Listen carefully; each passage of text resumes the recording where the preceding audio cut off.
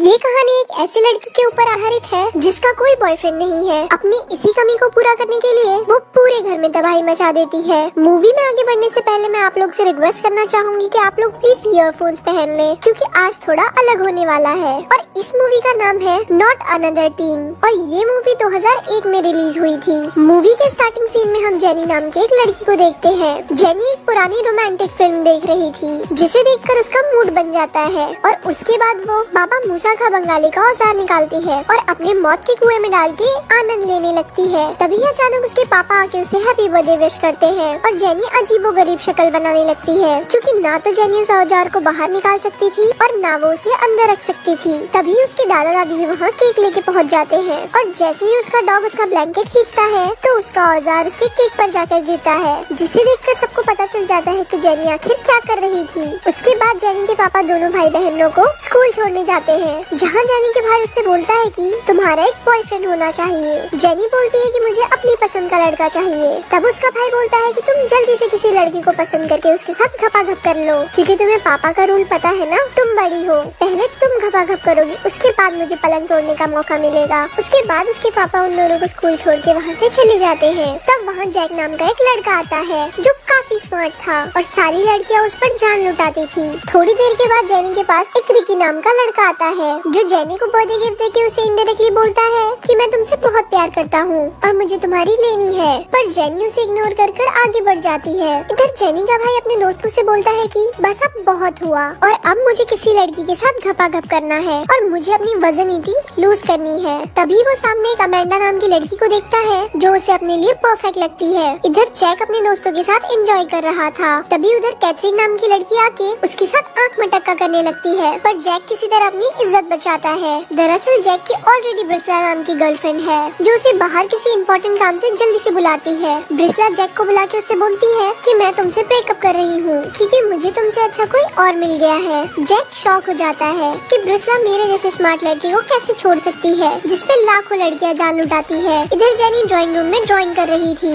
लेकिन ड्राइंग में बार बार मिस्टेक होने की वजह से वो ड्राइंग की माँ बहन एक करने लगती है। बाहर निकलने के बाद जैक और उसके फ्रेंड ब्रिस्ला को किसी और लड़की के साथ देखते हैं। जैक का दोस्त बोलता है कि ब्रिस्ला काफी सुंदर है और इस बार भी प्रॉम क्वीन वही बनेगी, पर जैक बोलता है कि ऐसा कुछ भी नहीं है, ये सब एक मेकअप का कमाल है जिसके कारण कोई भी लड़की सुंदर बन सकती है। जिसपे जैक का दोस्त उससे शर्त लगाता है कि अगर तुमने स्कूल की सबसे चंपू लड़की को प्रॉम क्वीन बना दिया तो तुम शर्त जीत जाओगे। तभी वहाँ सामने से जेनी आ रही थी और जैक का दोस्त जेनी का ही नाम लेता है और जैक को इस बात को मानना पड़ता है क्योंकि उसने शर्त लगाई थी। क्लासरूम में पहुँचने के बाद लेकिन इनडायरेक्टली पोएम सुना के जेनी को प्रपोज कर रहा था, पर जेनी भी उसे पोएम समझकर इग्नोर कर देती है। इधर जेनी का भाई अपने दोस्तों के साथ अलग ही कारनामे कर रहा था। वो लोग एसी की सीलिंग में घुस के लड़कियों को कपड़े बदलते हुए देख रहे थे। कुछ दूर आगे बढ़ने के बाद वो तीनों जेनी के क्लासरूम में जाकर गिरते हैं, जिसके कारण उन तीनों को पनिशमेंट मिलती है। इधर जैक जेनी के पास जाके उसे डेट के लिए इनवाइट करता है और बोलता है कि मुझे तुम्हारी लेनी है, पर जेनी उसे मना कर देती है क्योंकि उसने 6 साल में जेनी से कभी बात नहीं की थी।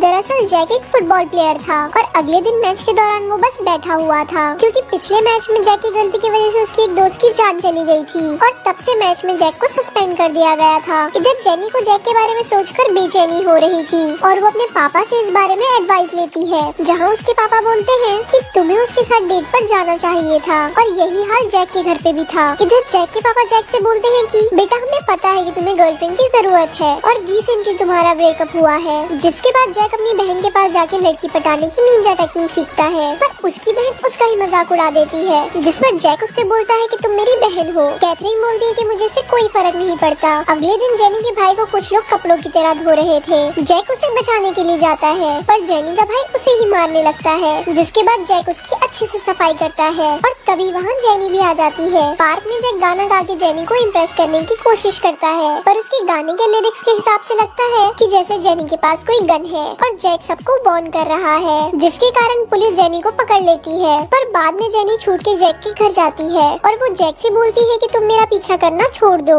जिस पर जैक उसे अपना काला नाक दिखाता है, पर जेनी उसके काले नाक को इग्नोर करके वहाँ से चली जाती है। उसके बाद जैक अपनी बहन कैथरीन के साथ जेनी के घर जाता है उसे पार्टी में लाने के लिए, जहाँ कैथरीन जेनी को कमरे में ले जाके उसे अकेले में तैयार करती है। आफ्टर सम टाइम जेनी को देख के जैक सोच में पड़ जाता है क्योंकि वो बहुत सुंदर लग रही थी और वो स्लो मोशन में नीचे आ रही थी। लेकिन देखते ही देखते उसका स्लो मोशन फास्ट मोशन में बदल जाता है। उसके बाद पार्टी में सब लोग जेनी को ही देख रहे थे क्योंकि वो बहुत ही ज्यादा खूबसूरत लग रही थी। थोड़ी देर में ड्रिंक करने के बाद जेनी नशे के हालत में ड्रामेबाजी करने लगती है और तभी जैक की एक्स-जीएफ आके वहाँ जेनी की झंड कर देती है और जेनी वहाँ से चली जाती है। रात में जैक जेनी के घर जाके उसे अपनी फैमिली के बारे में बात करने लगता है। बातों ही बातों में वो दोनों लव लपाटा करने वाले थे, लेकिन किस करने से पहले वो दोनों अनकंफर्टेबल हो जाते हैं। जैक अब सच में जेनी को लाइक करने लगा था और वो वहाँ से चला जाता है। अगले दिन स्कूल में ब्रिस्ला फिर से जेनी की झंड करने लगती है, लेकिन इस बार जेनी को घंटा कोई फर्क नहीं पड़ता। उसके बाद जैक का दोस्त उसे याद दिलाता है कि तुमने मेरे साथ कोई शर्त लगाई थी और इसी वजह से जैक जेनी को मैच के लिए अगले दिन इनवाइट करता है। जेनी भी काफी एक्साइटेड होती है और वो आने के लिए हाँ कर देती है। अगले दिन फिर से मैच हो रहा था, लेकिन जैक साइड में शांत बैठा हुआ था क्योंकि वो सस्पेंड था। लेकिन तभी जैक की टीम हारने वाली थी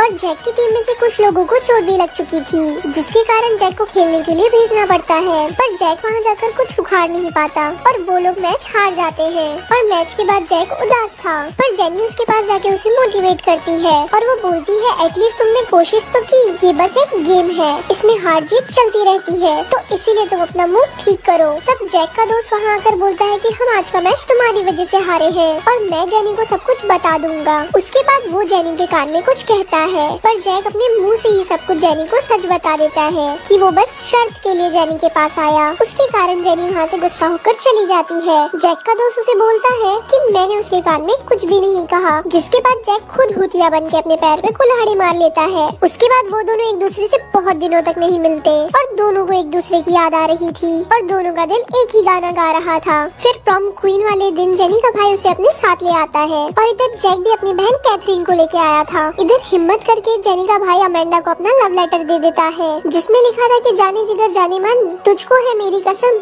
तू जो मुझे ना मिली मर जाऊंगा मैं सनम। उसके बाद अमेंडा भी उसका गाना समझ जाती है और दोनों पलंग तोड़ने जाते हैं। इधर जेनी और जैक का दोस्त दोनों एक साथ डांस कर रहे थे और जैक अपनी बहन के साथ डांस कर रहा था। तभी कैथरीन जैक को किस करने लगती है और जेनी को ये सारी बातें बुरी लगती है, जिसके कारण वो वहाँ से चली जाती है। तभी वहाँ का प्रोफेसर प्रॉम क्वीन और किंग का अनाउंसमेंट करता है, जिसमें किंग जैक था और प्रोफेसर बोलता है कि इस बार प्रॉम क्वीन 2 लड़कियाँ बनी है। ब्रिस्ला सोचती है कि ये मेरा और जेनी का नाम है, पर वो दोनों कोई और लड़की थी। उसके बाद जैक जेनी को ढूंढने के लिए जाता है, जहाँ बैटर बताता है जेनी तुम्हारे दोस्त के साथ घपाघप करने गई है। तभी रास्ते में उसे रिकी मिलता है और वो बोलता है कि मैं भी जेनी से प्यार करता हूँ और दोनों होटल रूम के पास पहुँचते हैं, जहाँ उन्हें घपाघप की आवाजें सुनाई देती है। अंदर जाने पे उन्हें पता चलता है कि उसका दोस्त जेनी के साथ नहीं ब्रिस्ला के साथ घपाघप कर रहा था और ब्रिस्ला का बॉयफ्रेंड वीडियो बना रहा था। तब जैक उसे घर ढूंढने के लिए जाता है, जहाँ उसके पापा बोलते हैं कि जेनी आर्ट डिजाइन के लिए पेरिस के लिए फ्लाइट पकड़ने गई है। जैक जल्दी से एयरपोर्ट पहुँचता है और जेनी को एक फुटबॉल फेंक के मारता है, जिसके कारण वो रुक जाती है और जैक उसे अपने दिल की सारी बातें बता देता है, जिसे सुन के जेनी पेरिस जाना कैंसिल कर देती है।